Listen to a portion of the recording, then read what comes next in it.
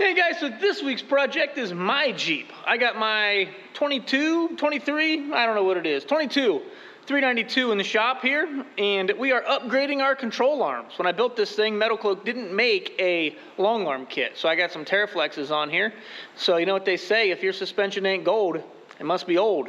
So I am about to get it pulled off of here. This is the IR kit. It really is, it's an okay kit. I bend these lowers, beating them on rocks, so I'm excited to get some, in my opinion, upgraded Metalcloak. So we're gonna get this thing racked, and as you can see, I got the wrap off of this thing if you're used to seeing it all wrapped in flag. So I'm gonna break it up, do something a little different with it. It's still gonna be patriotic. I just wanted something a little different. That one's been on there for 2 years. So this thing's gonna sit just like it does. It's already got Metalcloak 6-pack shocks on it, Metalcloak springs, Metalcloak armor. But I really want to get these Metalcloak long arms on here. So I'm going to get this thing racked, get these brackets off, drill new holes and all that, get everything ready to go for the Metalcloak, and then hang it on. I've got this Metalcloak over here on a bench. Boop, boop, boop, boop. We've been wanting to do this for a bit. It's just finding time to do it. So the Metalcloak kit, it comes with a different cross member. Way thicker, way better cross member, and then your lower control arms for the front bolt to this cross member. So they're actually even longer than my Teraflex arms. So there's the rear lowers. These are the ones I bend most of the time on the 392, and these ones are thicker tubed, bigger tubes, just a way beefier bar. So I know I'm not gonna bend that long arm like I do the Teraflex ones. Nice brackets, everything's gold, zinc plated. It's not real gold, in case you were wondering. But so I'm gonna get these hung on this one. I'll get these long arms pulled off, and then I'll show you how these go on. There's really no point in showing you how these Teraflex ones come off, so I'll just show you how the Metalcloak ones go on. So with our Metalcloak skid plates off, you can see we use them. So with those off, our first step here, we're gonna start swapping out factory cross member for the Metalcloak cross member.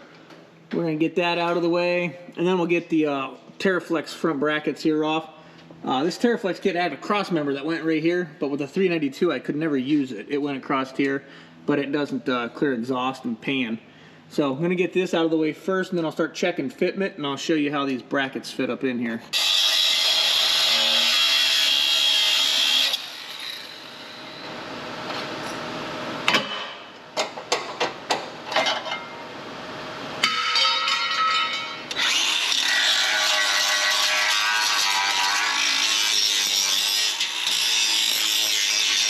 So since this thing was already long armed, all I had to do is take off the, really all it was the upper control arm inside bracket. Since right here, boom, this Teraflex, it cut off all of them except for that. So all I'm doing now is taking that one off. So I got it off. Here's this Metalcloak one sitting in position. I got to clean that up, throw some primer on it, throw some paint on it, get some holes drilled, and then that one will be good to go. The lower control arm, it goes up into here. It's super easy, plenty of room around this 392 exhaust, which is awesome. So we're gonna get these holes drilled and then get some arms in there. So I took a couple of minutes, got this metal all buffed up a little bit, threw some black paint on it, blended it in a tiny bit. Nothing super fancy. This winter, like I said, I want to pull this out. I'm gonna grind a lot of these extra little pieces off of here that I don't like. Get this thing powder coated. So I'm gonna let that tack up and start tearing this side here apart. And then after that's tacked up, I'll get a control arm brackets bolted on it.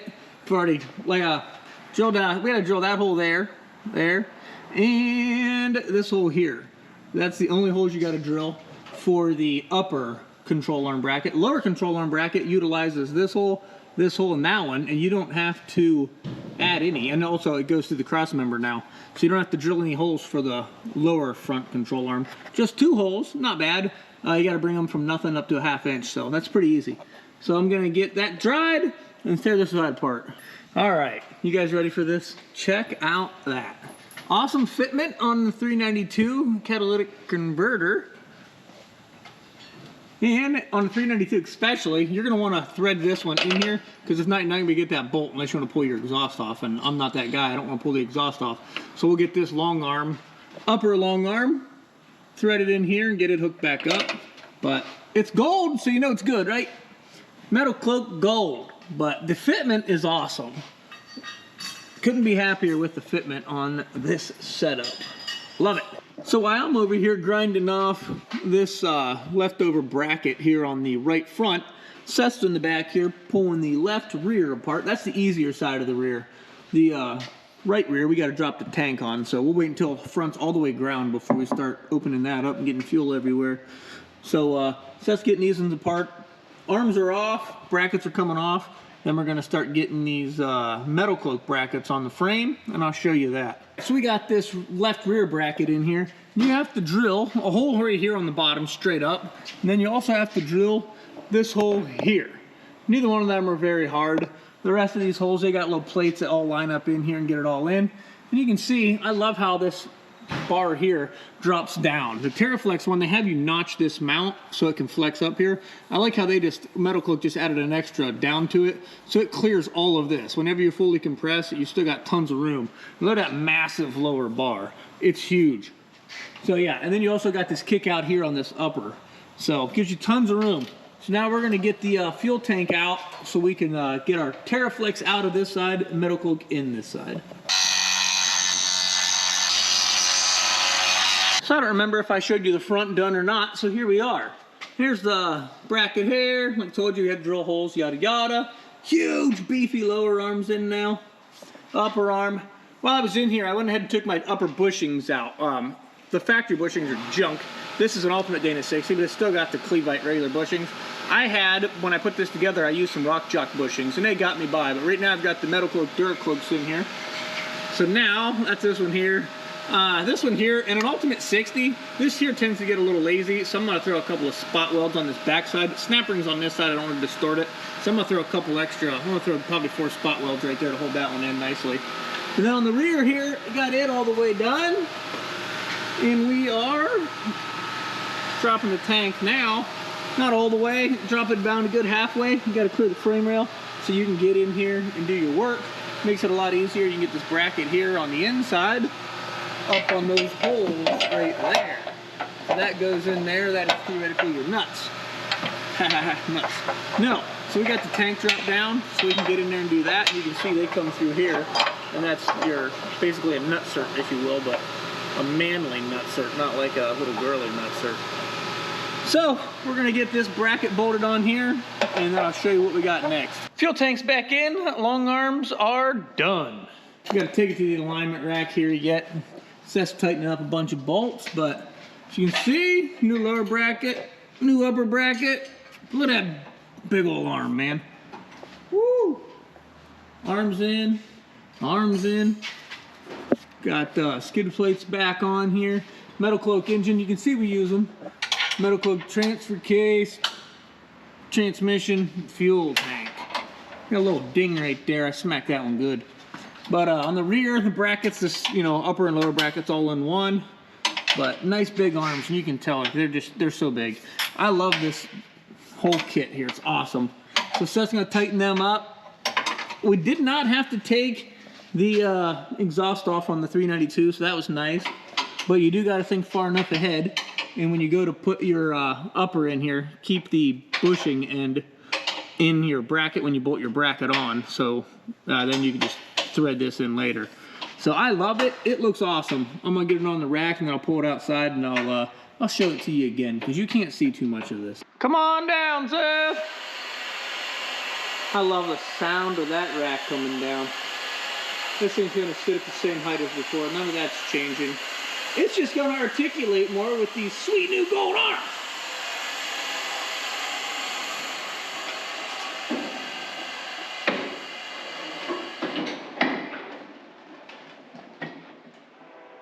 There we go. It's beautiful.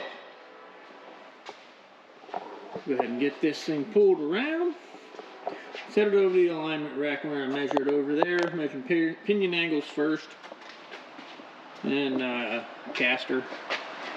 See what all changes.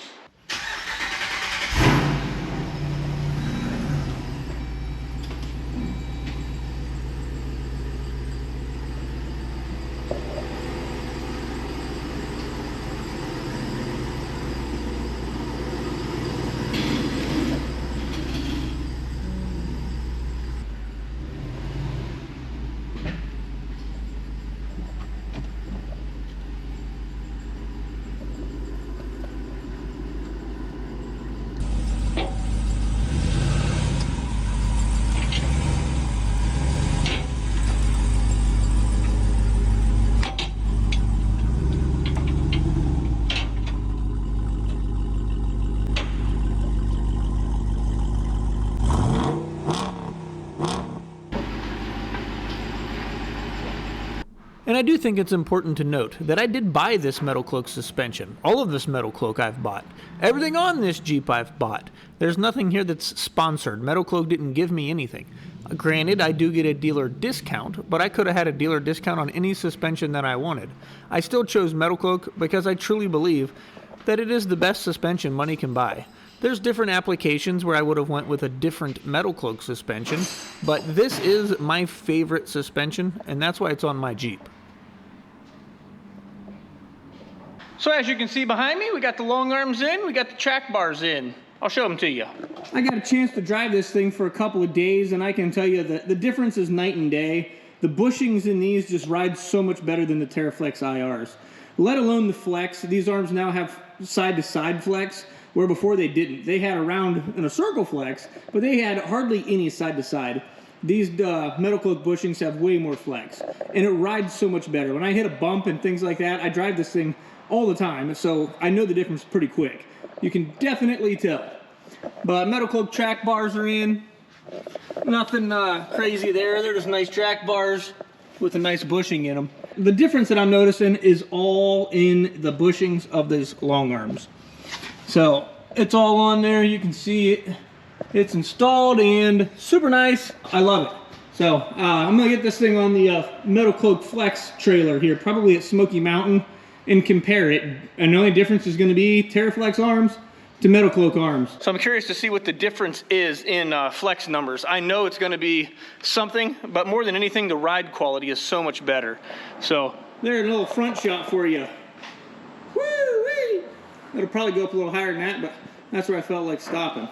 So if you need any Metalcloak arms, long arms, short arms, any arms, gold arms, let us know. We also sell a lot of Teraflex too, so it depends on what you're after.